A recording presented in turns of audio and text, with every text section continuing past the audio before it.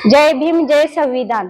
माझं नाव सुप्रिया गायकवाड, पूनम सोळगावकर, दक्षता समिती, कोल्हापूर जिल्हा सरचिटणीस। विश्वरत्न डॉक्टर बाबासाहेब आंबेडकर यांच्या जयंतीनिमित्त 135व्या जयंतीनिमित्त कोल्हापुरातील विविध क्षेत्रामध्ये कार्यरत असलेल्या महिलांना ट्रॉफी देऊन सन्मानित करत असून विधवा व सुवासिनी महिलांना पांढऱ्या साड्या देऊन सन्मानित करण्यात येत असून सुवासिनी महिलांना पांढऱ्या साड्या देऊन गुणगौरव पुरस्कार देण्यात येत आहे।